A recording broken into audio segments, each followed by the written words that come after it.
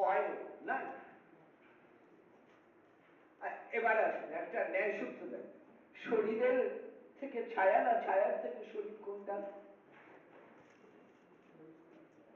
শরীর থাকলে ছায়া হবে, কিন্তু ছায়া থেকে শরীর নয়, অর্থাৎ ছায়াটি শরীরের অধীন। ভগবান বলছেন আমি রয়েছি, আমি আশ্রয় দিচ্ছি, আমি আপনাদের আশ্রয় নিয়ে আছি। উদ্ধার সন্দেশের মাধুর্য দেখুন, শ্রী গোবিন্দ বলছেন আমি আপনাদের আশ্রয় নিয়ে আছি, আপনারা আমাকে আশ্রয় দিয়েছেন। কোথায় দিয়েছেন? আত্মায়, নয়নে, মনে, বচন, তিন দিকে আমাকে আপনারা আশ্রয় দিয়েছেন। কিভাবে? যখন আপনি নাম করেন তখন আপনাদের জিহ্বায় আমি আশ্রিত, যখন আমার রূপ আপনারা চিন্তা করেন তখন আপনাদের মনে আমি আশ্রিত। আশ্রিত আস্থিত কি গো, একই তো, আশ্রিত আস্থিত একই ব্যাপার। যখন জিহ্বায় নাম করছেন তখন আপনাদের জিহ্বায় আমি আশ্রয় নিলাম, যখন হা কৃষ্ণ বললেন তখন আপনাদের জিহ্বায় আমি আশ্রয় নিলাম, যখন আপনারা আমার চিন্তায় মগ্ন তখন আপনাদের মনের মধ্যে আমি আশ্রয় নিলাম। আর প্রবলতম বিরহ যখন, তখন আপনাদের চোখের সামনে এসে দাঁড়াই সাক্ষাৎ। আপনাদের হৃদয় থেকে বাইরে বেরিয়ে আসি, আবার হৃদয়ে প্রবেশ করি, আপনাদের অন্তঃকরণ আমার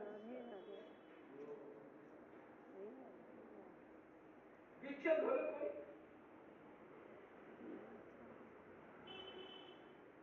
আপনাদের সঙ্গে আমার বিচ্ছেদ হয়নি তো।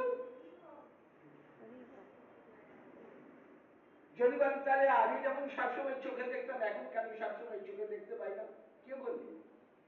আপনারা দেখেন আমি সবার অগোচর, কিন্তু আপনাদের কাছে আমি লুকোতে পারি না, লুকাইতে নারে কৃষ্ণ ভাব। যে ভালোবাসি তার চোখের আড়াল, যে আমার গোবিন্দকে ভালোবেসেছে, গোবিন্দকে তার চোখের আড়াল হতে পারেন কখনো?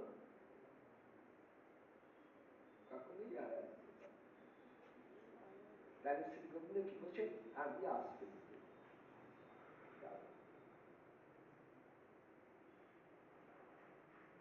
আশ্রয় লইয়া ভাজি তারি কৃষ্ণ নাই।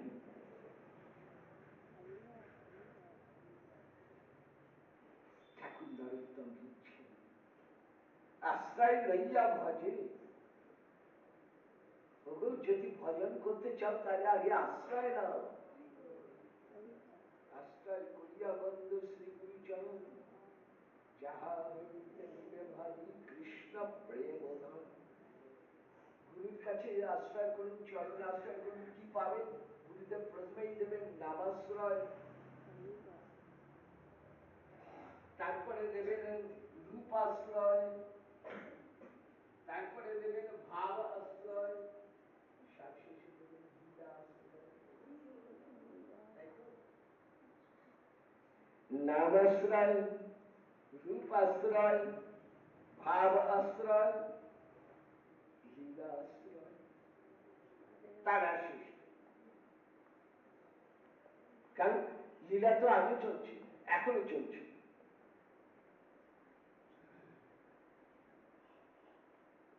এই আশ্রয় লইয়া ভাবি। এবার চিন্তা করুন, আপনি যদি আশ্রয় নেন, শ্রী গোবিন্দ কি বলছেন? তুমি যদি আশ্রয় নাও তাহলে আমি তোমার আশ্রয়।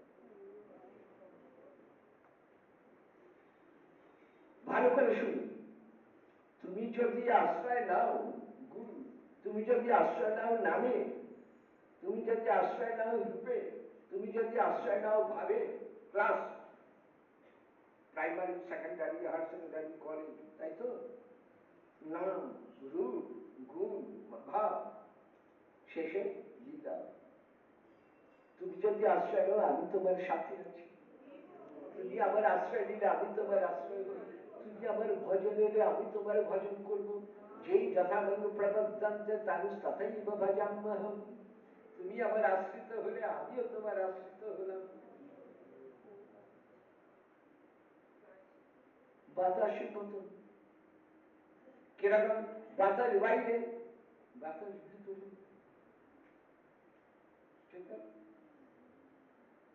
আমরা গরমে ছটপট করতে করতে বলছি এখানে বাতাস নেই, বাতাস নেই। আরে নেই, বাতাস আছে, কিন্তু অনুভবে পাচ্ছি না। এবার শুনুন, একটু প্রেম দিয়ে একটু ভালোবাসা দিয়ে দেখো দেখি, আগুন কি তার তাপকে ছাড়তে পারে? কস্তুরী কি তার সুগন্ধকে ছাড়তে পারে? মৃগমদ তার গন্ধ জয়ছে অবিচ্ছেদ কৃষ্ণ, আহা, মৃগমদ তার গন্ধ জয়ছে অবিচ্ছেদ, অগ্নি জ্বালাতে জয়ছে নাহি কবু ভেদ, হইছে রাধা কৃষ্ণ সদাই একই স্বরূপ। কি হয়েছে জানেন? যুগল দেখেছেন তো? যুগলের অনেক রকম প্রেক্ষাপট আছে, তার মধ্যে একটি বিশেষ যুগল দেখুন, যেখানে দুজন কে কাকে আশ্রয় করেছেন। এই ছবিতে দেখে অনেককে জিজ্ঞেস করি, যুগল দেখে কে কাকে আশ্রয় করে আছে, কে কাকে ধরে আছে, কে কাকে ধরে আছে।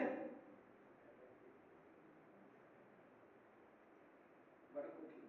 শুনুন, একটি বুড়ো মানুষ যাচ্ছে রাস্তায়, হাতে লাঠি, বলুন তো কে কাকে ধরে আছে? বুড়ো মানুষটি লাঠিটিকে ধরে আছে। আর আমি যদি উল্টো দিক থেকে দেখি, কি বলবো?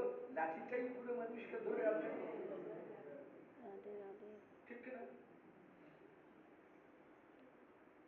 দাঁড়ান, আরো সোজা করি। এক মা ছেলেকে কোলে নিয়ে যাচ্ছে, ছেলে ধরে আছে। বলেন তো কি দেখলেন? বলে মা ছেলেকে ধরে আছেন। উল্টো করে দেখুন, ছেলে মাকে ধরে আছেন।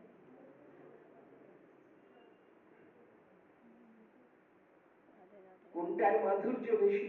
মা ছেলেকে ধরেছেন সেটা মাধুর্য, না ছেলে মাকে ধরেছেন তাতে বেশি মাধুর্য? শ্রী গোবিন্দ রাধারানীকে ধরে আছেন, গোপীকে ধরে আছেন, সেটাই শরৎ রাশি।